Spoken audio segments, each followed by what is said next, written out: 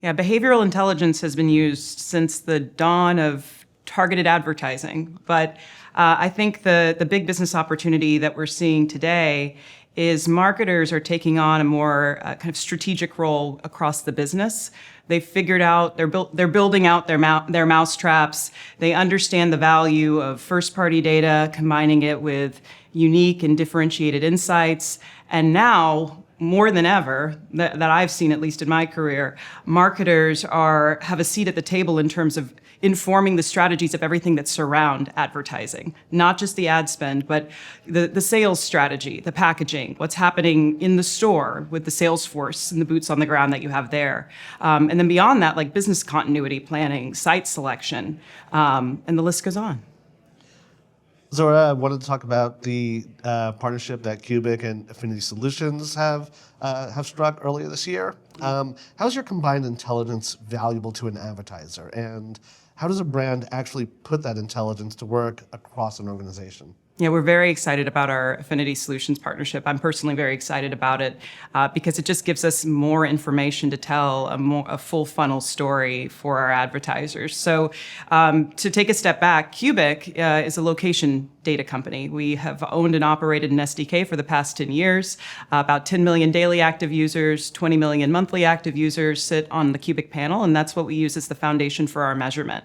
So in selecting a transaction data provider, it was extremely important that we had, both the scale and the level of insight that we needed to tell that full story. So with Affinity Solutions, we have access to 3,000 credit unions, banks, financial institutions, information at the card level across about 95 million adult consumers. We join that information with our panel, and then we're able to say, this person walked into your store, but they also, made a purchase, or they walked into your store and made an incremental amount of purchase. So it's very exciting. It's something that our clients have been asking for quite some time, and I think Cuebiq is uniquely positioned to select on good data providers to do these sorts of collaboration with, given our foundation in high quality deterministic data, measurement, and building out something that can scale and be predictable over time.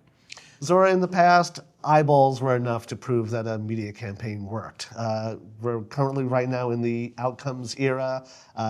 The measurement of outcomes is everything, but it also means something different to everyone. So with that in mind, how do you build a measurement framework that works across those different stakeholders and has to basically please all these various constituencies? Yeah, it's definitely all about outcomes. And as a data provider, I think what's critically important in that framework is ensuring that the data that you're bringing into it is clean and composable and can be used to service various outcomes. One advertiser cares about in-store visits, and another one might care more about sales lift and brand awareness as well. Like you'll be surprised when you start with certain outcomes in mind for a campaign, it's very experimental. So testing across a lot of different outcomes, I think, is critically important. And then having good quality data at the foundation of that, that can be, I hate the word customizable because my product team cringes when we talk about anything that's customizable, but I mean configurable to the use case, configurable to the business that you're trying to make an impact with. So at Cuebiq, our data is extremely, I said this before, deterministic in nature. So what we're able to see is just information directly at the device level. We have that one-to-one relationship with the consumer. We know exactly how many, stops that consumer makes on the way to the store, how much time they spend in the store. We're seeing up to 100 pings per device per day. So that's a super high velocity data set, and it's one that can also be really well configured to meet certain needs and certain outcomes that we're trying to measure. So Zora, you touched on the strength that Cuebiq has with location data, and certainly location data, geodata has matured significantly as a signal. Where's the most valuable part of that right now? Where is it most valuable right now in terms of planning? Is it activation? Is it improving results after the fact? Is it something else?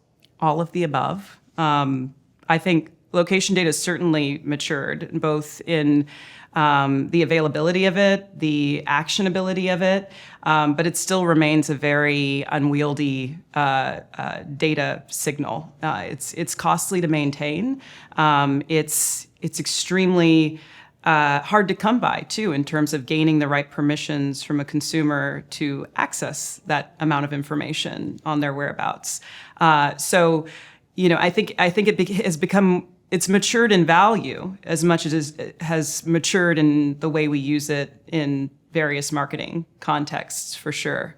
Zora, looking ahead, what's the biggest shift coming in how advertisers use behavioral intelligence beyond the media campaign? Yeah, I think media publishers right now have an enormous opportunity to take advantage of the data that they have in-house. 5-7 years ago, it was all about building out those identity infrastructures, those graphs. I was slinging identity data left and right back in around the COVID era. But now, everyone's made these investments and they're starting to put them to work, and it's getting really exciting. So they're bringing in their first party data, that viewership data. They know precisely how to target a specific consumer in a specific place at a specific time. But what they don't know is what sort of advertisement will resonate with that consumer. And that's where behavioral data has such a critical role to play. And so I'm really excited to be, right here, right now, talking about outcomes, because that is the type of information that I think is how these media companies will really start to differentiate their various solutions.